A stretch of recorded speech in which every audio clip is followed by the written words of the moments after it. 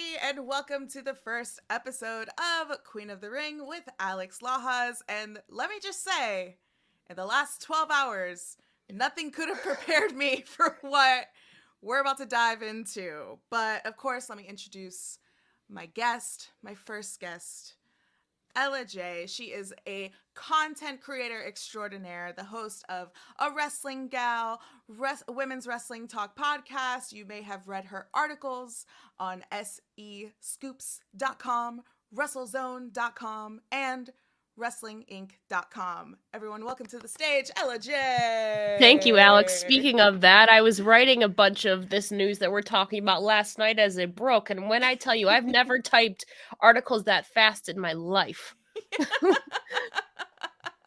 You were one of the accounts that I was like scrolling. Okay, she's a reliable source. What does Ella J know? To me, you are. Listen, I don't have any inside sources. I just take what I'm assigned and then put it together in an article form. So, but it keeps me informed at least, right? Listen, I don't have any inside scoops either. I just follow along with whatever you guys are really saying online. But oh boy, let's get to it. Saudi buys WWE? No, they didn't. It's not true.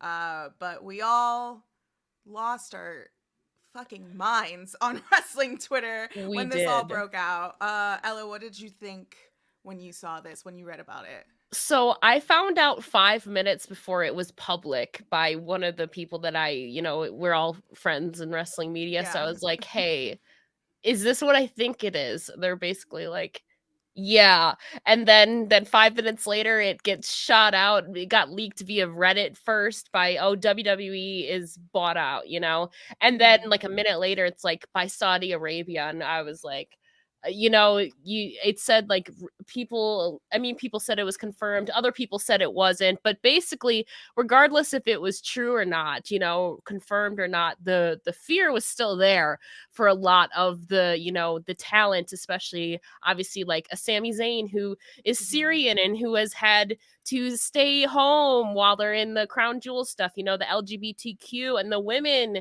community for the talent. So I was fearful for the roster, and like all of that was just after already a culmination of Stephanie McMahon stepping down, Vince McMahon stepping back up, like all the shakeups. So that was just another added layer on top of an already tumultuous, news-worthy night last night. Everything was snowballing last night. And especially a few days ago, WWE sided with JP Morgan to finalize the deals that they were doing. Vince McMahon came back. And yes, like you said, Stephanie McMahon stepped down as co-CEO. And I think that's where a lot of people went to because she is one of the women that is the top execs in WWE. She stepped down as chairwoman too. So she took down both of her roles. Now Nick Khan is the sole CEO, and Vince McMahon, by a unanimous election from the board, is now the executive vice president of the board, I believe. So it's a big shakeup. They said that Triple H is going to remain the chief content officer, but we've already seen major shakeups happen. So who's to say that, at that talent meeting that they had on Friday alone, they said that, the people in their positions were going to remain in their positions. And obviously 4 days later, obviously that kind of already changed for a few people. Yeah, at that point, I don't know what to believe. And I think that's a lot of us because this came out with Saudi buying and it turned out that it wasn't true. And then Stephanie stepping down. And like you said, the meeting that they've had. And then back when the allegations happened last year, it was unanimous that nobody on the board wanted him a part of it. But some of the people on the board was Stephanie McMahon, Nick Khan, and Triple H, Paul Levesque. So like at this point, I don't know what to believe because I'm not saying that they're liars, but they're definitely not truthers in the same breath. Yeah, or, things have happened so quickly too. Vince literally just announced, his plan to pursue, like, literally a week ago, right? Like, maybe, I Hmm. don't remember if it was last Thursday or last Wednesday. So literally everything is just escalated within the matter of a week to where, 3 members got taken off the board of directors, and then 3 were named, Vince included, and 2 that he had worked closely with prior to, in their place. Vince Hmm. already had the majority shareholder position still there. So that kind of gave him leverage to have an in still getting back into WWE. And obviously things have escalated so quickly that it's even hard to keep up and keep stories straight. And now Vince is being countersued by one of the With shareholders, shareholders. yeah. It's all just snowballing. And it's, we're only at this time of recording 11 days into the month of January. You Hmm. know, everything just keeps happening so fast, and we're not even at the pinnacle of it, I feel. Yeah, we're only 11 days into the new year. And even last year when everything happened with the allegations, everything was happening really fast. Yeah. It was all happening so fast. And this man has absolutely no decorum. Vince McMahon, he came out while he had allegations. He appeared on WWE TV. And I am predicting that he's going to do the same thing. Today, as of right now, we're recording this on Wednesday. This will release on Friday. So tonight will be SmackDown. I would not be surprised if he makes an appearance on SmackDown. I would not be surprised if he opens up Monday Night Raw. I would not even be surprised if he makes an appearance on the Royal Rumble, because this man loves to gloat, and this man has been rooted in his ego and his power, and he's very, very petty. So let's not, that would probably happen. Yeah, I And was yeah. covering an interview, actually Ric Flair's podcast, and he was talking about too. He envisions kind of the same thing. Vince just strutting down to the ring and exclaiming, "I'm back!" Well, that'll certainly get a rating. We remember, when the allegations with Vince came out, and then it was announced, oh, he's appearing on Friday Night SmackDown, I believe it was. That Hmm. definitely sure drew the rating, and then they capitalized on that buzz, but didn't deliver on it. They what's it called? They fooled us all. They drew us in, and we were expecting one thing, and it literally was just then, now, forever together. Goodbye, and then that's it. So it could be another just one of those I'm back, and then that's it. Nothing else. So we'll see if the pattern continues. Yeah, I don't think he's gonna have a full blown segment on like here's what happened, Yeah. but he'll definitely make an appearance, wave his hands, and whoever's at that show, the WWE universe, wherever they are, they're gonna chant for him. They're gonna say it like, welcome back. I think they're in Cincinnati this Friday. So, because I Cincinnati. was looking it up. So, I mean, we'll see what happens, but definitely I could see them. Well, anyways, Vince has majority power. They can't really do anything without his. I don't exactly know how it works. I know with certain things Hmm. he can approve that. I know he can approve media deals, and then board decisions. He has that kind of sole power. I don't know how much Nick Khan's power. I don't know what Nick Khan can do to maybe veto something in that regard. If something were with that, I don't know the specifics on it, but from what I understand, Vince has a lot of the majority power in a lot of the departments now in WWE. Yeah. And I think it's safe to say that Disney is not buying them after all of this that's happening. No, there was a whole list of media companies. I think somebody said like Netflix too or something like that, or Hmm. like Warner Bros. There was like Discovery. Like there was a bunch of sites or a bunch of platforms listed on there. Yeah, I doubt that. They still obviously have this relationship right now, at least with NBC and Fox, obviously. But I mean, we'll see what happens now with this massive shakeup, and people are saying that the whole Saudi thing, what did they say? Like a trial something that Trial base by I combat? no, so it was some tactic as to why WWE could have, no, it's just a theory that Oh, WWE could have done okay. this intentionally I thought somebody was to going down like a no, Game it's of called Thrones road. the strategy is called trial something. I saw it on Uh-huh. Twitter today, and it seems like a plausible strategy to where WWE would throw shit at the wall and just to see what people's reactions would be if they were to potentially do that, and us believing that they actually were. And obviously, especially with the massive, negative reaction and uproar, maybe they were like, oh, actually, maybe we won't do that. Yeah, the only companies that I heard that are in line and that are interested in buying WWE is Comcast and Amazon. And that's from what I heard. I Yeah. don't know if that's true. After the last 12 hours, I don't know what to believe from some people that are tweeting that out. But who's to say? They've been in talks of selling WWE for like a year now. I don't know. Again, I've never bought a company before. I'm not a millionaire and I'm not a shareholder and I don't know anything about stocks. But Yeah. I do know that some of their stocks went down because the numbers were red. I don't know. I'm not a finance bro. I just know that the numbers were red and that doesn't look too From what I saw, they went up, and then after like the Stephanie announcement, and then I think that they went down after the Saudi, at least Yeah. in the last 12 hours after the Saudi announcement, it looked like they went down from what I saw. So it kind of, rightfully so, because oh my gosh, I can't even fathom if that were even possibly true. You know how scary that would be? For so many of the talent, and people were talking about the implications of Vince. Then what happens then? Does he also, another worry was him taking back control of the creative department, which Triple H as of right now is still in charge of. But I know Fightful 2 was reporting that there was internal fear that there was going to be a public uproar if he got control of the creative department again too.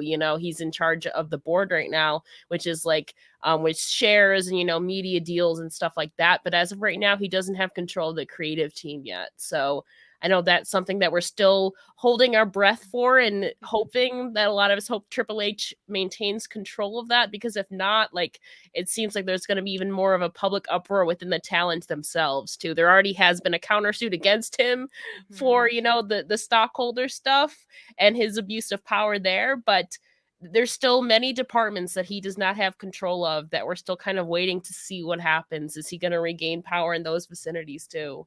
Yeah, I think it's the toughest time for talent. Not just talent, but writers and roadies as well. Like all know that there's so much that goes into the production of WWE. It is so large. And throughout the years, we've seen how, they're just flicking talent like left and right out of Yeah. that company. And I did read that report that Sean Ross Sapp tweeted out where it wouldn't be a surprise if talent walked out. I think it's messed up because you're messing with a lot of people's dreams. And of course, we as fans, we want to support our favorite wrestlers that we see, right? Because there's no other way that we really can support Yeah. them outside of this company. So I understand that, you know, whatever happens with WWE, people are still going to watch if they want to support someone like Roman Reigns, for instance, because he's not dealing with a Twitch channel. He's not dealing with Cameo or anything, which is fair. But that was the number one thing that I went to when I heard about the potential, what was fake, Saudi buying WWE. Like you said in the beginning, like the women all across the board, not only with talent, but in every single department, Sammy, and just so many people that are already against that deal that WWE already has with Saudi. It's like it's basically just a human rights morality. Like, Yeah, I the mean, it country really is notoriously against, they have their not domestic but global conflicts with places Mm-hmm. like Syria, where Sammy is Syrian. Obviously they've had, gosh, a terrible history against women and the LGBTQ community. So there's multiple people who fall under multiple of those categories that Mm-hmm. would be implicated in that. They already have been put off or kind of reduced to the Saudi shows. They've kind of reduced them or implicated them in the Saudi Arabia shows, Crown Jewel, in the past. There's certain people that couldn't come over, obviously like a Sami Zayn. And Mm-hmm. it's just, I can't even imagine, like, that would implicate so many people. Like the whole women's, they've made some strides in the past, but still that's kind of, they've just been slowly letting them not off of the leash, kind of loosening the leash on them. I can't Mm-hmm. imagine though if that's just for like one or two shows a year. I can't even imagine if they had like full control of the company, or I don't exactly know how that works if a company buys out another and like the balance of power and all of that, but I can pretty much guarantee you that it wouldn't be good for a good chunk of the talent. Yeah, and I don't know how buying a company internationally, how that works. And like you said, like Saudi is notorious for just being yikes a Rooney is how I like to describe it. Really, like there's just, I think it's a huge sigh of relief that we all had when we discovered that it was not true. However, Stephanie McMahon did leave. She resigned. So what do you think that means for her role, her former role of what she had and what she was doing before she came back to be interim CEO? Yeah, there's still, last year she took that leave of absence to I don't remember exactly why. Was it to focus like on her kids? I don't ever think that there was ever really a reason speculated or given why she was giving that leave of absence. And if there was, I don't remember, to be honest with you. But obviously she kind of was forced in a position to step up, amidst Vince. Shane was already out of the picture right after the Rumble. So she was really and Triple H was still dealing with the back end of his health stuff. Yeah. So, Stephanie kind of was forced to step up and then be interim chairwoman and then interim CEO. Upon Vince's actual retirement, I'm glad that she stepped up. She was kind of left to no other option. I feel like Triple H, like I said, was still on the back end of his recovering from his stroke. Nick Khan was president. He could have, but Stephanie obviously had the further and more lengthy experience in WWE. So it seemed fitting that she stepped into that role as co-CEO, and she was already interim chairwoman, so she kind of rightfully slipped into the permanent chairwoman upon Vince's retirement. But you got to remember too, during that time, Vince kind of just stepped back from the public eye. He was still the majority shareholder for WWE, where I think he holds 80 or 81% of that power right now. So even though he was out of public eye, he was still had some big stake in the company, as we've seen him now take advantage of that and get himself back into the door, and has already escalated his trajectory into the WWE corporate level, which now he's being countersued for. But it's still shocking because, like we mentioned, that talent meeting they just had on literally 4 days earlier. Granted, they said that they would remain in their roles at that time. So Mm-hmm. things obviously changed between Friday and Tuesday. And some people were speculating their own reasons as to why Stephanie, stepped down. Maybe she didn't want to deal with her dad, or people saw that Saudi Arabia was incoming, which is notoriously against women. And so Yeah. that was another plausible possibility as to why she stepped down. But we don't really know everything that goes on. Stephanie also has a family to tend to, and Triple H is already there now as the chief content officer. So maybe she wanted to bow out, not deal with her dad. Maybe part of it she wanted to be with her family again. We don't really know, but it's still shocking, and it's definitely going to feel a big void, big gap to fill nonetheless. Oh yeah, because she's so beloved throughout that entire company, and not just with talent either. And there are so many people that were very like behind the scenes vocal about how they just did not want Vince to come back, from like top stars to like everyone across the board in every single department in that company. So it's only been what, 24 hours since Yeah. everything has gone down. When this episode does release, it's going to be Friday, so there might be even more things that are going to come out of light. There's new Um, news every single day this past every week. single day. Ever since Vince announced his intent to return to WWE and pursue a sale, every single day there's been something new. Yeah, which what an exciting time to be a wrestling Lil fan. definitely keeps So, you on your toes, I guess. yeah, it definitely will. But speaking of being a fan and exciting times, Mercedes Moné came out, New Japan, during Wrestle Kingdom 17. She made her debut in the Tokyo Dome. And there were some people that weren't very happy that the women's match, which was Kyrie versus Tom Nakano for the IWGP Championship. A lot of people weren't very happy about the 5-minute match. What were your thoughts on it? So to be honest, I was asleep during that because I had just worked a double writing shift and then had to be up early for another one. So, Fair, I to fair. be fair, I didn't really fall asleep until 2 o'clock, and then I woke up in the middle of the night and saw Mercedes. I saw the 5 minute clip and then Uh-huh. went back to sleep, to be honest with you. But however, for that being the first defense of the IWGP Women's Championship to only be 5 minutes, and for it to be on Wrestle Kingdom, which was huge, it's the first title defense for that after Kyrie won it back in November. Tom Nakano, man, that there was so much leading into that there was so much excitement for it. Oh, I was There so was yeah, I was gonna say there was so much leading into it yeah. because during that crossover pay-per-view that New Japan had with Stardom, Yeah, Mayu historic Iwatani X versus over. Yeah. Kairi. Yeah, Mayu Iwatani versus Kairi was the main event. Yeah. There is a long history between Mayu and Kairi. Mayu is the ace of Stardom, so everyone was predicting that she was going to win it, and that was She not the gave up her case. SWA championship too Just for that yeah, title shot, right? yep, she did. She did. And which is funny cuz she had just defended, or at least from my eyes, I just saw her defend it at Rumble on 44th Against Street. Kylie King, yeah. Exactly. So I was surprised that she was like, "Yeah, I'm going to relinquish this cuz I'm solely focused on Yeah.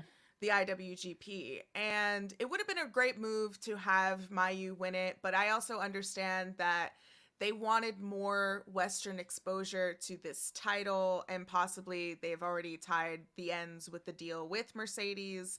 So it does make sense in a Western standpoint, in a Western business move. Although, if you've followed Stardom, or even if you've always wanted to follow Stardom, and you thought that this was going to be a good match to start, especially if you're not familiar with Tom Nakano, it should have been.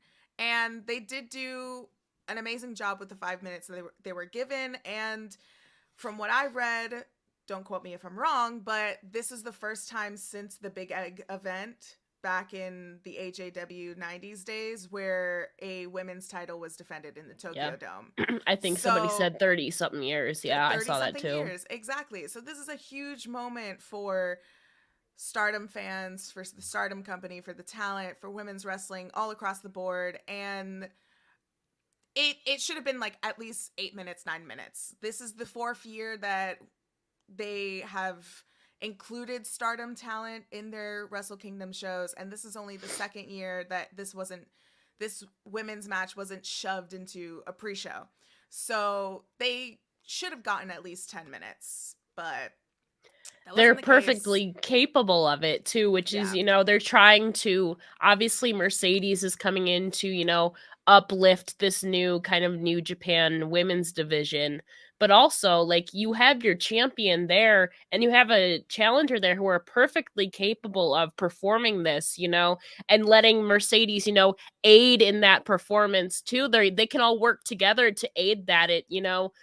It was just a little disappointing to hear that it was only 5 minutes, especially if you're bringing somebody in like Mercedes to kind of not be just the blueprints, but be a big addition to it. You already have Mm-hmm. like you kind of said, a westernized champion who already brings it a name herself. So it was a little disappointing in that regard, but hopefully now moving forward with Mercedes's implementation into New Japan and Stardom, and who else knows where that this New Japan women's division is given proper time, So it was we had a good beginning with the inaugural title, a little, hiccup with that first defense, but now going into the second one, I saw that, the hours before Mercedes debuted that event next month, there was still a bunch of floor seats available. Hours later, it was almost sold out. Sold out. Proved that she was a huge draw. Sold out. Like, not only is this the first uh event that she's wrestled in almost a year, this is the first event that is not WWE. And it makes sense that the San Jose Battle in the Valley pay-per-view sold out real quick Yeah. as soon as she came out. But yeah, like you said, like there's so many different opportunities for her to be a part of Stardom. And my only thing is I'm a little, and again, as a Stardom fan, as someone, you know, my other show, Church of Joshi, I've been following Stardom for 3 years now at this point. I'm a little sad that we're not going to get her first official match um in Japan. I'm a little sad that it is going to be in the States and not officially in Japan. However, this is probably not going to be the only time that she does wrestle for New Japan or makes a Stardom appearance. Like, there's so many different events that happen in Stardom. Like, for instance, the 5-Star Grand Prix, which is a tournament in Stardom that is somewhat the equivalent of G1, if not too many from people are familiar with Stardom but are familiar with the G1 and New Japan. It's pretty much that. It's 2 brackets, 2 blocks, and with every win, you get a few points. So she could participate in that. You know, she could participate in so many other angles. There's so many other pay-per-views and storylines that she could be a part of. There's so many other championships in Stardom that she can go after. I know that she said that she had her eyes on the high-speed championship with Izumi. So that could probably happen. She is confirmed. It hasn't like been public yet, but part of her deal with New Japan was at least one appearance with Stardom, which just so happens to be at Stardom's biggest event, the All-Star Grand Queendom, which is set for I believe April 23rd. Uh-huh. So that at least is going to be, at least she's going to have at least one guaranteed appearance in Stardom according to her deal that we know of. But again, that's still like 3 months down the road. So there's still a lot of time in between her potentially winning the IWGP Women's Championship and then appearing in Stardom or anywhere else. Those are really the only dates that we know of right now is February 18th and April 23rd. And we don't know how many dates are on this agreement with New Japan. It could be like only 5 for all we know. I would think it'd be at least 10 though, to be honest with you. Yeah. So she is planning on this world domination tour, but obviously that first stop was in Japan, then it's San Jose. I feel like there's got to be something in between San Jose and Japan again, though. So, I mean, there's a lot of still up in the air, but we do know she will be competing in San Jose on February 18th against Kairi. So that'll be a good one. I am excited to hear that first interview that Mercedes gives, whether it is Renee or whomever. Maybe it'll be Fightful.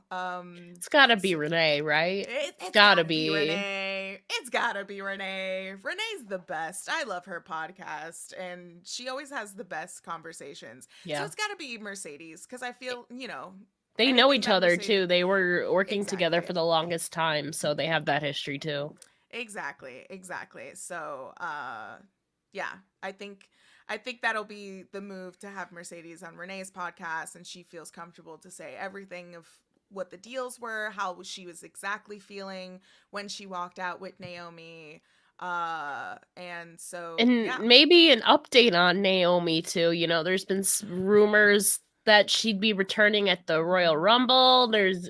We obviously have more answers. There's still a lot of uncertainty with Mercedes, but we know she is officially gone from WWE. She was moved over to the alumni page, I believe, within hours of her appearance at Yeah. Wrestle Kingdom, actually. And so she's obviously officially done right now. However, Naomi is still listed on the website, and there's no indication as of right now that her contract is done. There's been basically no news. Well, we found out so much about Mercedes is the worst kept secret ever, but Naomi's has been pretty much under wraps. We don't know what's going on with her. Yeah. Yeah. I want to see Naomi be happy. Yeah. Obviously, if she does come back to WWE, like, that's no problem. You know, Charlotte's back. I feel like she has unfinished business with Charlotte, especially her being champion. I would love to see her win the Royal Rumble, come back and dominate it. So, yeah, there's definitely a little bit of Naomi erasure when it comes to talking about what is the next step with Mercedes, and if she was going to come back to the women's tag division with Naomi, and what was Naomi going to do. And she was by her side during Wrestle Kingdom along Yeah. with Bayley. So, you know, high hopes for Naomi, and I want to see her somewhere. I want to see her come back to WWE. Why not? Come back, be a good solo run. You know, she hasn't fully had a great solo run. She's won the title 2 times, the SmackDown Women's title, but I would love to see her versus Charlotte at WrestleMania this year. Those two are two of the most athletic. I mean, even just wasn't it last February? Yeah, like last February, last January, whenever they faced off on SmackDown, that was like one of the highest watched matches like of the entire year. That bout was really good, and that was just on SmackDown. Imagine what they could do on pay-per-view, dude. Yeah, for real. So, oh well, who knows? But it's an exciting time to be a wrestling fan, and 'tis the season, you know, because now we're in the road of Yeah. WrestleMania, and we're in the road of wrestling news shenanigans. So, you know, but maybe we need a little palate cleanser. So why don't we move on Mhm. to the segment, shoot or boot? Ella, there's no one I could have done this first I episode know. with shoot and boot. We are gonna shoot and boot Shawn Michaels gear. And as someone who held me in their arms as I was sobbing after meeting We were Shawn both Michaels. sobbing. Oh my gosh, yeah. We were a hot I was mess. literally crying. Shout out to Brittany Sacco, who had to just sit there and watch us bawl our eyes out. Oh my gosh, yeah. Like I felt like everyone was looking at us that was like, "Are you guys okay? Are you No, good?" no, we're No. not. Far from it. Far from it. So there couldn't have been nobody better than you to shoot and boot Shawn Michaels gear. So this is how it's going to go Mm. down. If you like the gear, if you like the memory that you associate the gear with, you shoot it. If you completely hate it, if you have no care for it in the world, you boot it. Okay. Sounds simple, right? Yes. Okay. So let's get started. All right. Okay, so the first gear that we have is the classic red gear, the zebra print, 90s era edition Shawn Michaels. Give me your thoughts, Ella. Fucking shoot, dude. I feel like, it's combining two. When I think of like Shawn Michaels, obviously you think of the broken heart, but I also think of zebra print, you know? Yeah. So for me, it's combining those two elements to where, at least in my mind, he's kind of most symbolized with. It's putting those together. He was always never one to shy away from being bold and colorful. Sometimes his choices were questionable. This, however, was not one of those cases. This was a classic Shawn Michaels for a reason. Oh yeah. Yeah. And this was every single action figure that they Yeah, released. Like exactly. video games, like this is the Shawn Michaels gear that you think of when you think of Shawn Michaels. Yes. Whether you're a new fan, old fan, like it doesn't matter. This is the quintessential Shawn Michaels gear. So yeah, this is a shoot. Shoot all across the board. It's iconic, to be honest. Yeah, Like I said, it's the exactly. kind of combining the two things that I think of when I think of him, at least like image wise. Okay, so moving on, we have number 2, WrestleMania 25. Ella. Okay, so this is This is where I think we might no. butt heads a little bit. Really? Give So me your for me, thoughts. this is more like the nostalgia period for me because I didn't start watching wrestling until 2009. So this Mm-hmm. was right before I started watching, and then I unfortunately didn't get to discover Sean until literally his last like 6 months in the company. But obviously I Uh-huh. went back because WrestleMania 26 they were like, it's the second go around with the Undertaker, so I had to go back and watch the first one. So for me, like this one's a shoot because it's like nostalgic for me. That was one of the first like WrestleMania matches that I had gone back to watch. So for me, I mean, I like it. I feel like, I mean, he was kind of taunting the Undertaker. Like He was he's not the dead yeah. man, but he's like, what's the opposite of the dead man? Like Jesus, I Uh guess, like rising or I'm something. I'm The alive, Messiah, I kind guess. of. I'm the breathing man, I guess. Yeah. So for me, like it's a shoot because it's like a nostalgic for me personally, I feel like. Okay. This match, amazing. Yeah. Right? Like this is hands down the WrestleMania match between The Undertaker, Shawn Michaels. It was a great story that they told. But here's the thing. Yeah. The entrance look. I'm going to start with the entrance look with the white, like the play on the Undertaker gear with the white hat, the white Mhm.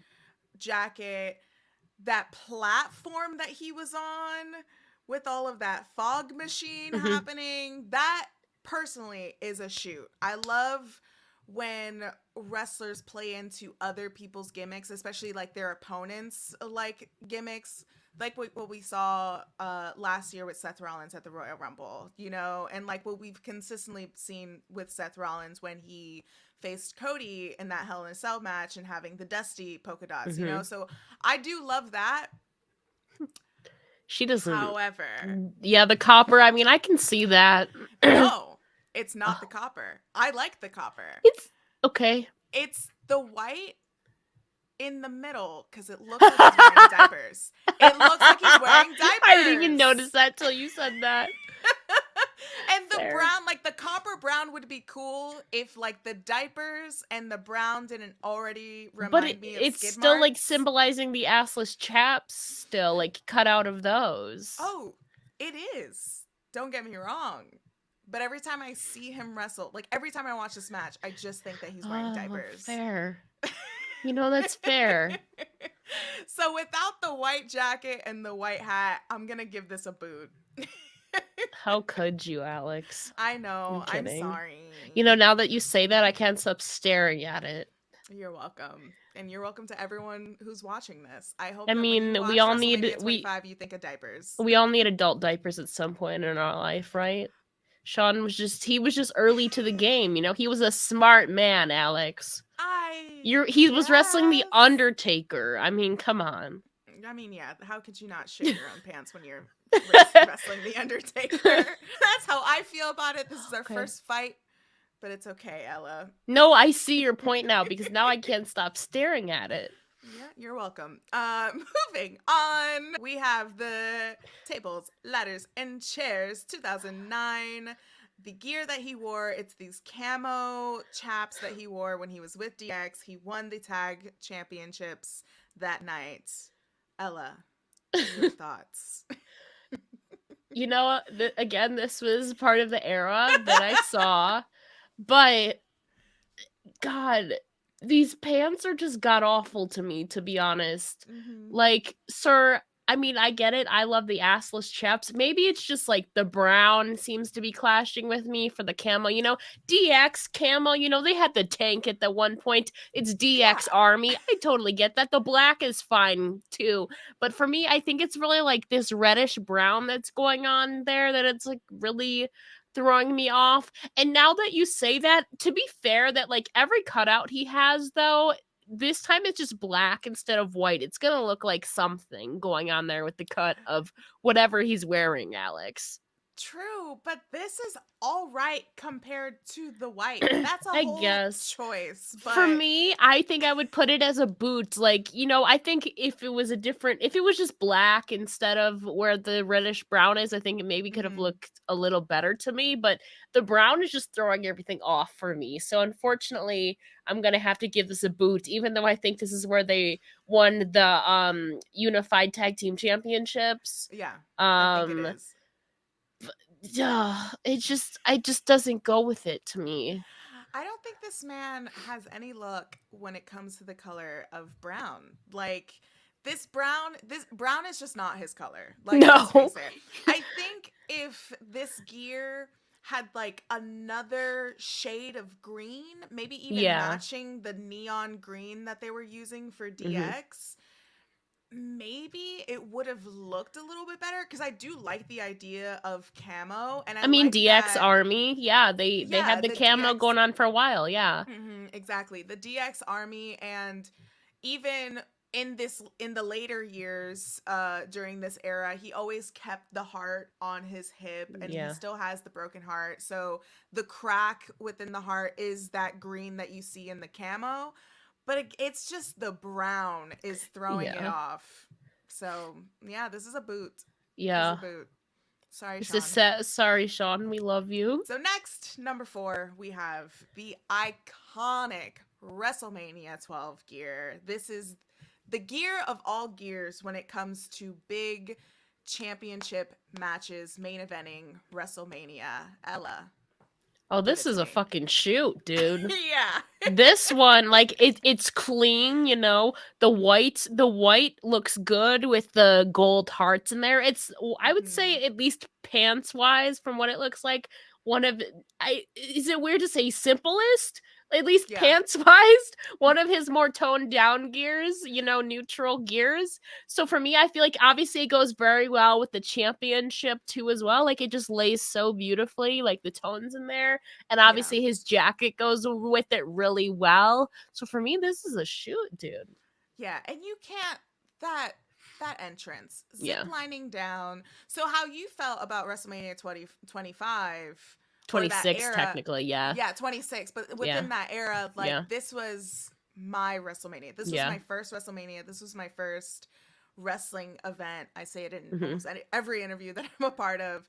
But this always ties in with the entrance that he made, which was at that point in my eyes was one of the beginnings of big WrestleMania Mhm. entrances. He didn't come out with his hat, so you know he meant business when he didn't wear a hat. And this vest, like the chain, the mirrors, the like this vest, the bedazzles in this vest is so elegant. And this is why I always say that wrestling or WWE should have their own museum somewhere like um I don't know, in Connecticut or something to have some of this gear in display because I really would love to see like the little details that go into these jackets. Like Access, for example, they had Oh my Charlotte god, yeah. Flair's. Yeah. Yeah, they had Charlotte Flair's robe, and like it's really cool to see like the details up in person, like up close in person.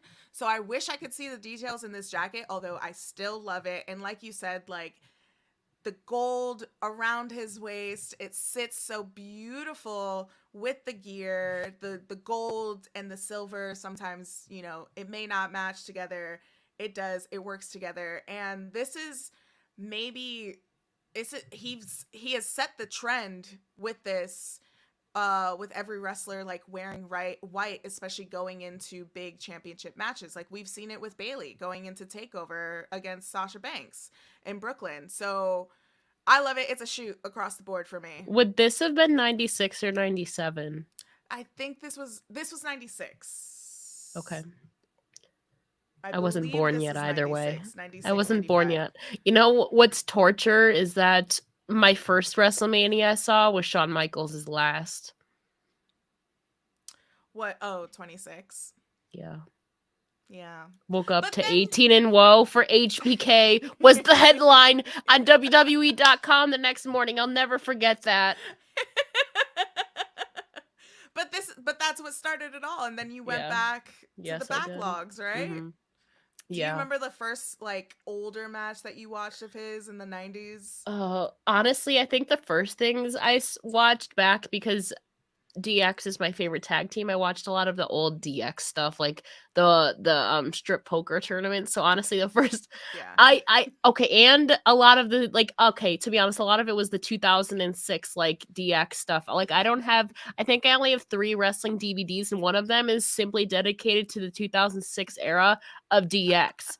So I went back and watched a lot of that stuff and then the 97 98 DX too. So And you were exposed to China. So yeah, all was right yes, in I the world. was. Moving on to number 5, we have SummerSlam 1995. This was the ladder match for the Intercontinental Championship against Razor Ramon.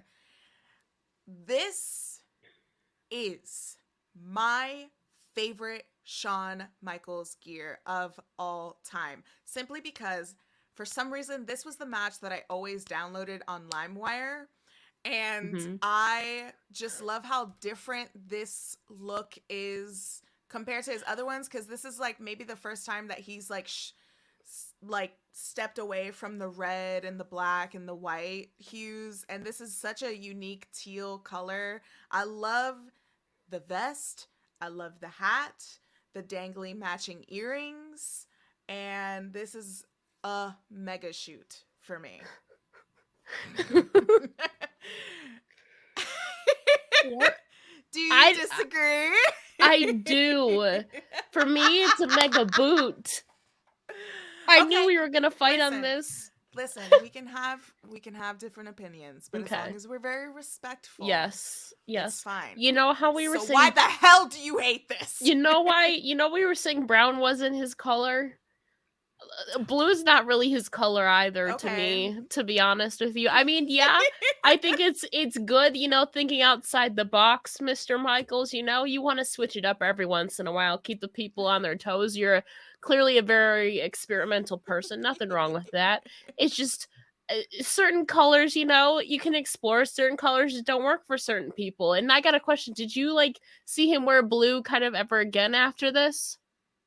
He wore blue. I want to say he wore blue a little after Okay. this because he had tights where it was just black and the hearts were this blue. Okay. Yeah. Maybe it's just this I blue. think he I feel like a lighter blue would maybe look better in my opinion. It's just maybe it's just this shade of blue that I like. I think For me this is it's a a mega perfect shade boot. of blue. I'm sorry. Just I know certain colors don't work for me, You can experiment. No, Me yeah, you personally, I would have strayed away from this color blue ever again for him. Yeah, Sorry, I Shawn. mean, I Sorry, think this. Alex. See, I don't think I would have liked it if it was a lighter blue, but I Hmm. do get what you're saying, Yeah. and sometimes you experiment, and Yeah. sometimes it doesn't work out. Like Maybe also because I'm just so used to him being red or red. Yeah, white or yeah, green, or black, to where yeah. anything out of that is just weird seeing him in. It's like rare form. It's like I will say, foreign. yeah, it's very foreign concept for Sean to wear this kind of hue of blue, but the other time that he wore it, I believe it was in your house pay-per-view, and that was, like I was saying, it was just the black and the blue hearts. Yeah. Maybe that would work since Hmm. there's more black and a little touch Yeah. of blue, but Yeah, and also I mean, I get it, the top and the hat looked more like metally, leathery, but the yeah, colors don't even match to me, like his hat and jacket with his pants. Like they're different, and I get part of it is the sheen of the sparkle, but yeah, for me the colors don't exactly match. The top looks more blue green and the bottom just looks like a cobalt kind of. I don't know how to explain it. no, I get what you mean. Maybe it's also the Maybe I still picture don't for think I'd me. be I a don't fan know. of this gear regardless, to be honest. I'm sorry, That's Shawn. If it was in a different fine. color, then yeah. But I mean, you try something, some people like it, some And it's a people don't. miss. Yeah. Yeah, exactly. That's fine. I That's just broke fine. Alex's heart. She's never Just inviting me back, guys. just a little bit. Just a Oh little bit. God. Don't oh god this. This one was coming. This is the Survivor Series 2002 Elimination Chamber. The infamous brown pants. If you say shoot, I am leaving this show. This is no, because we were just saying this is also mixing the two colors where I said we're not his colors. Okay, yeah, So yeah, yeah, yeah. I Because he's said got the little brown. teal in the the Yeah, crotch area, and there's yeah. silver, and the rest of it I is will brown. say, I like it's a different kind of design for his crotch, than just the diaper thing. So it's a different kind of design for his crotch. So I mean, I Yeah. do like if it was in a different color, then I think I would like the crotch design there. But this brown, sir, like. I, I, I don't. It's a boot. I don't know what else to say. That It's a boot. It's a boot. yeah. It's a boot. The moment I will say, the moment of him holding up that heavyweight championship belt, and it's the first elimination chamber. Yeah. That moment, His first year back in the ring in 4 years. year, Yeah. yeah, because he had just returned like 4 months later, Yeah. 4 months earlier. So I will say, for the sake of that moment, it is a shoot. However, I can't, because so from what I've read, Oh god. And I read this in his biography, Yeah. in his book. What is it? Heartbreak and Triumph. Mm-hmm. I read that so much. So in that book, his gear wasn't ready. Like that's pretty Okay. much what it See, that was. makes sense. I'm His not gear gonna wasn't ready. lie. With I it, if the gear was ready, I'm it, curious how it would it look. looks a bit pilgrimy to me. Like, I don't know how else to better explain it. Like with the jacket too, maybe just like the lighting and the jacket's far away. But like I don't know. And it was around Survivor Series is around Thanksgiving, so it's for me it's just giving off that vibe. Like I don't. Yeah, it is giving off that vibe. And like like also the chaps and the vest look Yeah, brown. yeah. I don't understand where he was heading with What was the original plan? the I brown. want to know. Exactly. Yeah, I want to see the original sketch of Mm-hmm. what this gear was. Yeah. Cuz like it happens, gear gets lost in traveling, gear sometimes doesn't make it to the final result. Like it happens. That's a But this is question probably for us to tweet him, or if either one of us ever interview him. That's a question. What happened to your Survivor Series 2002 original gear? What did that look like, sir? Exactly. What was it supposed to be? And also, like, whatever's going on in the crotch looks like he was trying to incorporate some brand new, like, Yo, Jesus I Christ thought it was symbol. a tribute to Macho Man, to be honest. Or was it? No, not Macho Man. Ultimate Warrior. Ultimate Sorry. Warrior. Ultimate Yeah. Warrior. It kind of looks like a tribute to Ultimate Warrior to me. That's what I thought of. It looks like the silver on top is a tribute to Ultimate Warrior, Yeah. and then the blue looks like the Undertaker's old, Oh, like, yeah. Ministry of Darkness Yeah. logo. Yeah. I like the design on the crotch. That's about it. I don't know what it is. It was something new for him. That's pretty much the only thing I like about it, to be honest. I mean, I think that blue tied in with the brown Yeah, well, is not a everything together. choice. I really want to know if anyone is watching this and Mhm. you can get your hands on an interview with Shawn Michaels and you can ask him what the hell that original design was supposed to be. Please tweet at us because we need to. Yeah, I need answers. it's a it's a boot. Yeah. It's a boot. Like, can I just say? Can we just stop the slander to Shawn Michaels fans? People are always bringing up this like gear and they're like, "Yeah, well, he sucks cuz he wore brown pants." Like, it's one time out of the illustrious career that he's had with gear. Like one or two 6,000 times maybe, but still. Yeah. I don't like when people keep bringing up these brown pants after I say I like Shawn Michaels. Like, give it a rest. I'm aware this was a choice, Sean but you needs can't to tell give him us shit because he won the answers. title. Yeah, he should give us titles. We should have asked him or that titles. when we saw he him. should give us titles and answers. Yeah. But oh yeah, we should have asked that one. At Shawn Michaels, we'd like an interview with you. Yeah. It's just one question, sir. Maybe two. I personally have another question that I've always wanted to ask him, so we'll have two questions. Yeah. We'll get there because these pants did not get there. I mean, Jesus Christ. I will say in his book, he wrote about how Stephanie and Triple H were backstage and ribbing him the whole night because of those pants. I don't blame them.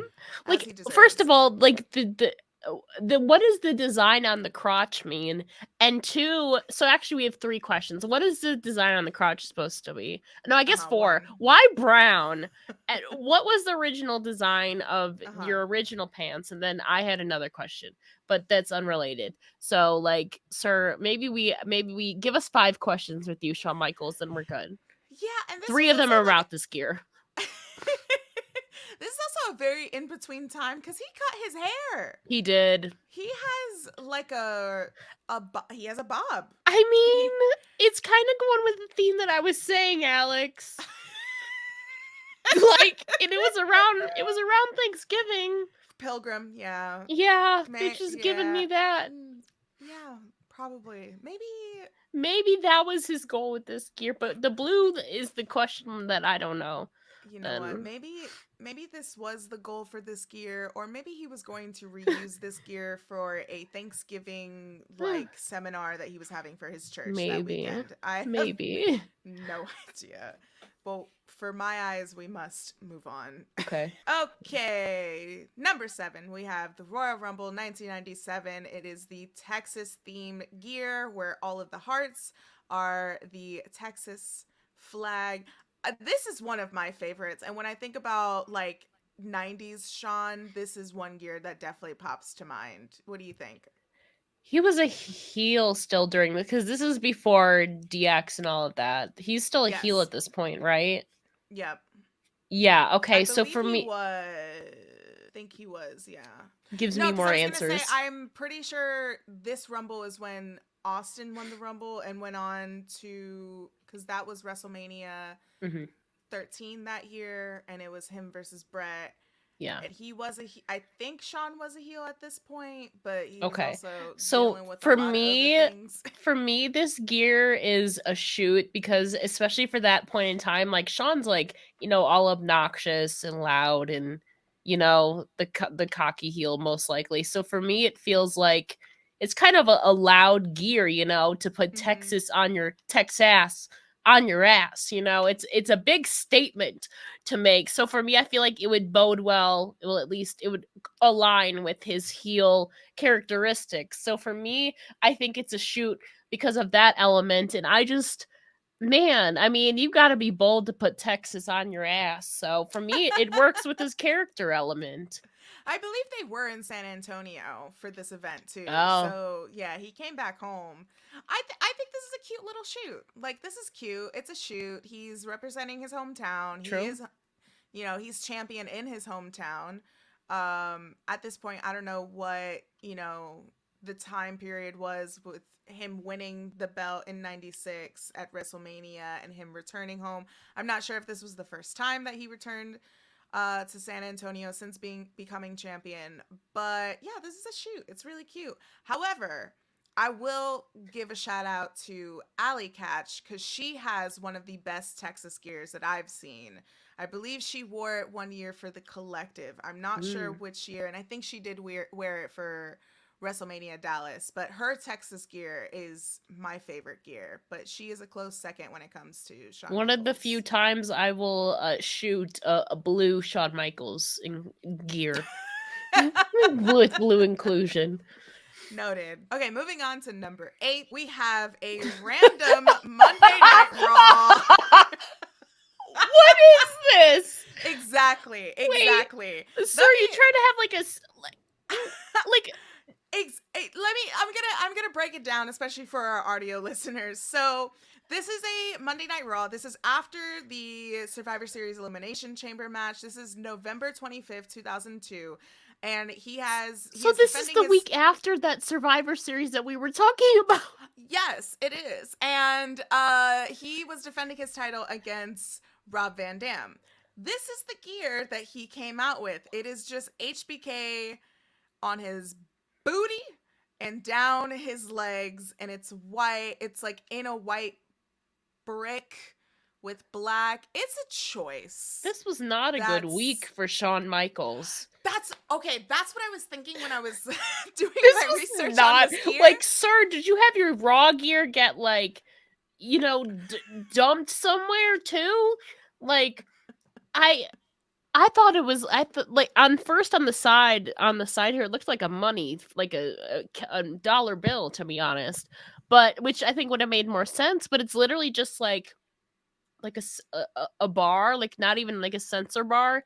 Like if it was maybe Yeah. I think if it was reversed, like white and then the bars are black, I think it would have been funnier. The people could have said it was like a sensor bar or something. Yeah. Would have been funny. But the placement is just so like, I think if he just had it like on his butt, it would have been okay. But the things running down the sides, I'm just like, it, I don't know how to explain it. Like, what is this? It's a choice. The things running down the sides sort of looks like it's trying to be a Jordan, like a Nike Yeah. Jordan's logo a little bit. Uh, this was a horrific time that with Yeah, him back to and his back gear maker. appearances. You think that Survivor Series is probably the day before this, and then you go to Mm-hmm. Raw and then you pull up in this? See, I wonder if the Survivor Series gear was not done in time, but his gear maker was trying to make this gear in time for Survivor Series, but he didn't want to wear the brown pants for this Monday Night Raw since he already wore it in Survivor Series. So maybe he decided to wear it during So this. I will say this one is still I don't know. better than the brown gear, but it's just like it's a little boring and more toned down for Shawn, but it's Mm-hmm. still also confusing, but it's still not as bad as the brown gear in my eyes. So Yeah. this would have been the safer option for Survivor Series. Not that it's a great option, but something was going on with this. We have more questions for you, Mr. Michaels. We need to know what happened that weekend and then going into Raw in 2002, please. I think maybe at this time he was just struggling to rebrand. Okay, let's move on. It is just the classic. Yeah. The Shawn Michaels, the white. He had the vest on with the heart, the arrow through the heart, the his quintessential zebra print, and of course he was with Sensational Sherry. This again, this is a shoot. You know, this is every action figure. This is every single video game action. I just said action figure, but I meant trading cards, all that, X, Y, and Z. This is a mega shoot. Yeah, it's classic for a reason. I feel like this was maybe not the first time, but I feel like really the start of the obviously classic zebra print, Mm-hmm, mm-hmm. integration that we've seen in his gear. It has hints of it. It's not full on, but honestly, like you can't go wrong, I feel like, with red, white, and black combo on Shawn Michaels. And like it just like I'm in love with this gear. It has the right amount of balance between the design with the zebra print but also the simplicity to where it's not the design isn't overbearing on it. It's not just all zebra print. There's not all these different colors and mashing up with each other. It has the good balance in there. So this is a definitely freaking shoot. Like I am in love with this gear. Yeah, this is a mega shoot. And he had that classic mullet. Like Yeah. this is also during the era where he first went solo and turned on Marty Jannetty and Yeah. put his head through the barber shop. So this was definitely a moment for him to shine as a solo wrestler. And I mean he did a great job, and it definitely does help that he had Sherry by his side, because I also think that adds to the element as well with what she was wearing when she was walking him out of the ring, out to the ring, and she had the mirror with him. He would check himself out. She also had the heart drawn on her face. So like I feel, I don't think a lot of people really mention this, but like she played a really good element because she was much more established on TV, and this is the first time that he's gone solo. So I think she helped him a lot with this image as well and this gear, but this is a knock in the Chef's park. kiss. Yeah, yeah, for sure. It's Chef's a kiss, mega staple. shoot. We both agree on the shoots. I'm very happy. Now, this Except for last the one, blue one. except That for the blue one one, which is that's the fine. only one we haven't agreed on, I don't And we're think. So and look at that. We're still friends. I'm so happy we got through that I'm together. scared for this last one, though. I have no idea what it is.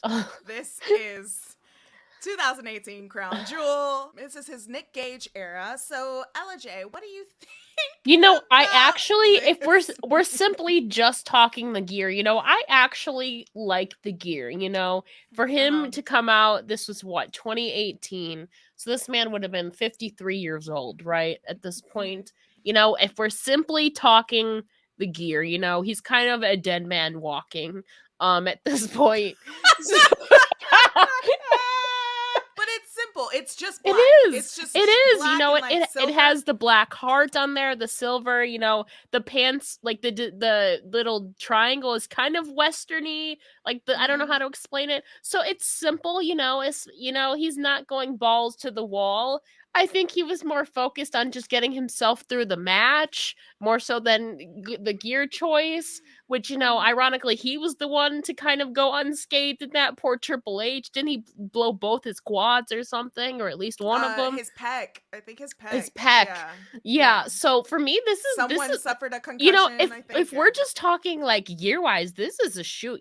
This is simple. Especially you got to consider the era where way post retirement, 8 years after he had wrestled last in a ring. Uh-huh. For me, this is a shoot.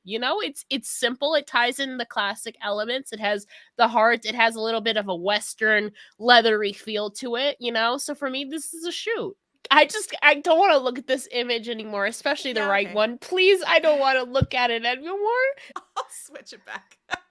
We're done with the shooting boot. That is the shooting boot. Let me switch back.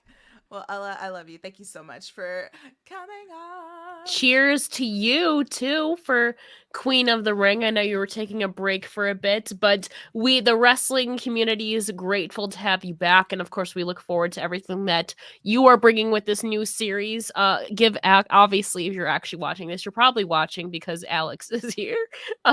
So if you're not following her though, follow her too though. Yeah, you should, I guess. All right, we're closing out. Bye, guys. Thank you.